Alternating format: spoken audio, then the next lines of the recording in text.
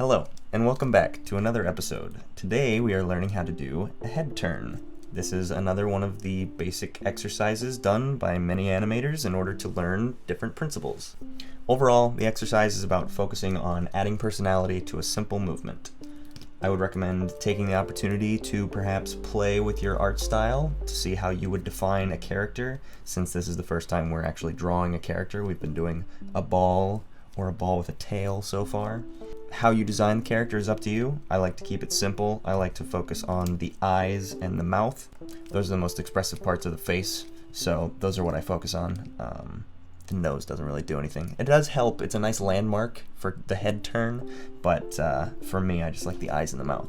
If you don't want to get that into it, you don't even have to do a face. You can just work on doing the gesture, which is also a good exercise, is to just see if you can convey an emotion with just a posture or a speed that we are moving at. That would be good too. But if you're going to do that, if you're just going to do body, then work on getting the landmarks of the body down. The head, the torso, the shoulders, the neck. If you want to incorporate arms, you can, but I would focus mostly on the head, the shoulders, and the torso. If you don't want to get that into it, I would recommend you stick to basic shapes of a circle or a trapezoid for the torso, and a circle for the head, just so that you can keep that same shape. Same thing as when we were doing the bouncing ball. You want to still keep that form, even though it's moving through space. You want to keep the same mass. If you do decide to get into the character and really work on your character design, I would still recommend you do a rough pass, because the worst thing to do is to get all the way through an animation and you finish it and then you play it through and it's bad. And that happens often when you didn't get the timing correct before you started working on it. If you went through and you were just like, oh yeah, this looks good right now, but you didn't play through it to see how it looked in the moment, then that's where the issue would come into. A lot of times timing and the arcs are what are off when an animation's movement isn't sold. So just to keep that in mind, do a rough pass first, even if you want to get that fully fleshed out. If you want to show something on social media, I get it. You want to make it look pretty. Keeping in mind that in this motion that we're going to do, you will be moving three-dimensionally through space. I will show you. You'll be arcing downward like that. And that's just like a staple of the head turn. You don't have to do it down. You could try up. I haven't tried up. I don't know what that would look like. But of all the head turns I'm aware of, the two main things that I know are that you go down with your head and your eyes blink as your head is turning. I don't know if you've tried this, but if you try and turn your head, oftentimes when you're looking from one point to another, you will blink. That's not pertinent to the story. That's just something that you could know. As you're doing this motion, you will be moving three-dimensionally. You see that the shoulders are shifting, leading with his left shoulder into the right shoulder. So keep in mind that you are moving three-dimensionally through space, so you may want to use spheres and boxes instead, just so that you can really keep those proportions and those perspectives in line. The shoulders will overlap to switch places. The head will potentially dip over top of the torso and the neck. You might lose the neck entirely like I did right here. When considering which emotions you'll be expressing in the head turn, you can express emotions in more ways than just with the face. Consider the posture of the character. Consider the speed at which the character moves. These things can help elevate what it is that you're trying to sell to the audience. There are certain staples in animation that will tell you what emotion is being expressed. If you're angry, you'll lead with your head, whatever action you're doing. If you're stomping forward, your head is forward. If you're whipping around, like in this head turn, you would lead with your head, and that would be the first thing to arrive, turned around. If you are sad, you will probably drag something, your feet if you're walking, your head if you're walking, it'll droop down. If you're doing a head turn and you're sad, your head might lag behind a little bit. I believe I had the head just slightly behind. It's not the first thing to arrive. So something to keep in mind there. Chest out, leading with your chest, probably confident or maybe overconfident, maybe proud, could be happy or excited. Just things to keep in mind that you can tell the audience what's happening without saying it. You can use facial expressions to enhance this, and you can use dialogue to enhance this. We're just doing a head turn. Timing can also be important. Often you would see sad being expressed slowly, more frames when you're sad. Angry is going to happen quickly often, or wildly out of control. There might be jitter in the frames. They might move sporadically. But you can also go against those intentions, what might be expected of you when you're expressing a specific emotion. So if, say, you can see that the character is getting angry, you could express that slowly, and then it would become some sort of boiling rage. It would be like bubbling up within them. So it might start off slowly and then come to some sort of explosion of anger. So you can use the timing again to enhance the character, but in a very specific way. You may be more likely to do a sad turn slowly, like this, but you could also have the character express that they are aware of the fact that they are in trouble, and so they whip around very quickly, knowing that they're about to get in trouble, and still be sad about it. So, things to consider. You can express emotions even with alternating timings. Just play with it. So, for the head turn, I would recommend you choose 2 emotions. I chose stoic and sad, and I had them turn around, and those are the 3 elements that I chose to focus on, and those are my extremes, are stoic, blinking, note that they are blinking at the down, and then sad at the farthest extreme. So those are my 3 keyframes. And then doing the in-betweens for those, and then I just kept adding in-betweens until the timing felt right. And that's all it really has to be. I could have slowed it down because it is turning into a sad, so I could have added, if I was going to add keyframes, I think I would add them moving in to be an easing in to that action. And I kind of did. I'll play it. There's a bit of an ease into that.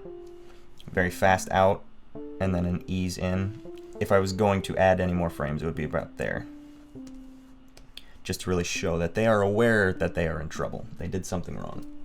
So pick those 2 emotions and use them as your first and final, and then find that transition between the 2 on your head turn. For the in-betweens, focus on doing anticipations, overshoots, settles, smears, doubles. I didn't do any doubling, but I did do some smearing here and a little bit there. There's some smears. So some other things that you could consider, and I could have smeared it a little more on this in-between, that one, but then I was slowing in, so I decided not to smear it. That's something you might consider, things you might come across. I did do an anticipation, so he bobs down a little bit and then rises up, also in anticipation of the then arcing downward into that to turn his head. So a bit of a longer anticipation into that, but I think it really helps sell the idea of him whipping around quickly because he knows he did something wrong. He's in trouble. And a bit of an overshoot here on the top of the arc. He overshoots his head up to then add to the idea of settling into it, and to carry that momentum of swinging down quickly. So he swings down and rises up, overshooting, and then coming back down, settling slowly, easing in to the sadness. So I'll play through this a couple of times. You can just see that in action. You can get an idea of what's happening. And then I'm going to animate a different one. I'm going to go from happy to angry. This is going to be an experiment for me. I want to try and whip him around even faster, maybe in a straight line, to really deliver that he's very angry. He has no time to blink. I might add a hand. I'll think about adding a hand and a point. That'd be a lot of action. We'll see. We'll see what happens. So I'm going to speed through it, and then I'll come back to you.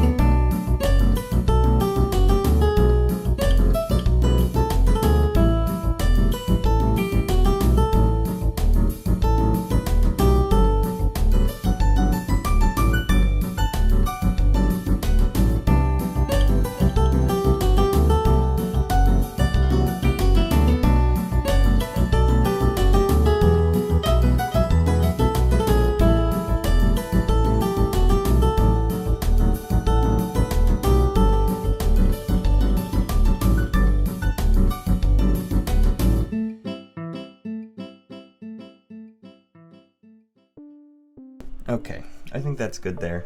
I wanted to add a couple of things before I go. If you're struggling with creating emotions, you could just do the basics of happy and sad or angry or whatever. I wouldn't do anything super complicated like queasy or, if you want some tips on how to do happy or angry.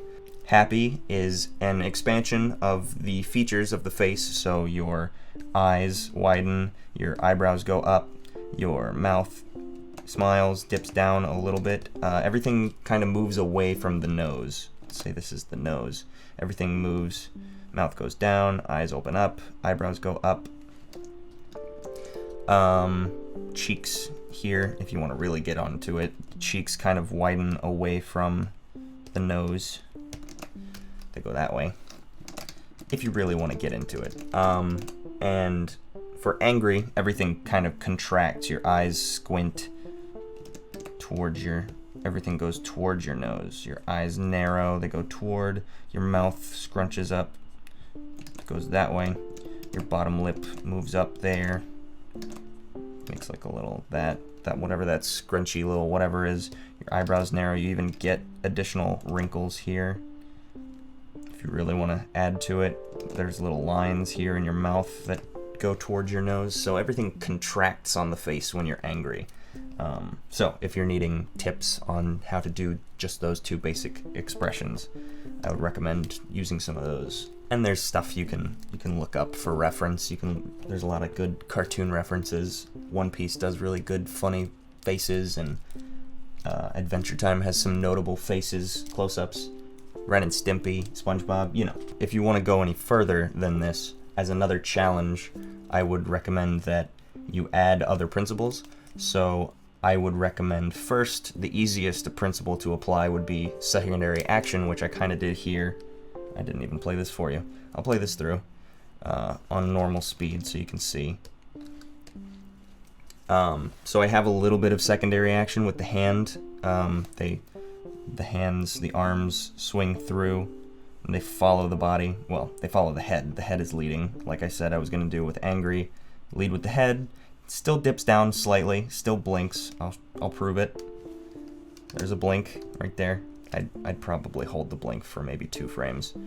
I wanted to do a double frame. I haven't usually done doubles. I usually try and do smears, but I think that's pretty successful. I think it looks good. Yeah,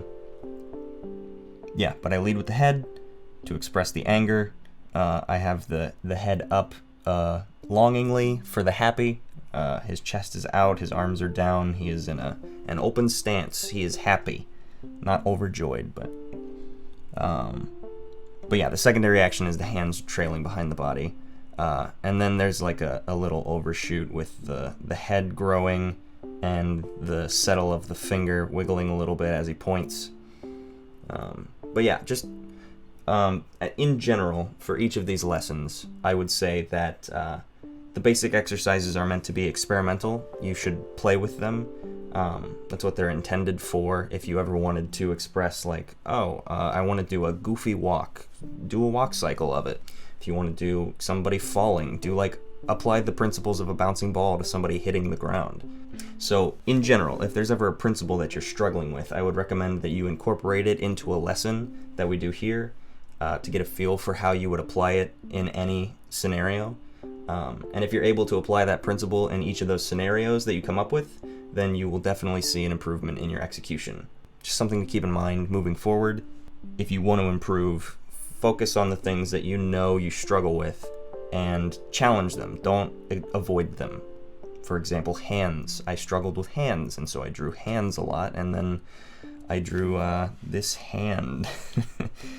Can't you see how good I am at hands? No, but that was a rough. So if you want to be able to rough out a hand that quickly, practice roughing hands quickly. Anyway, thanks for tuning in. See you in the next one. Peace.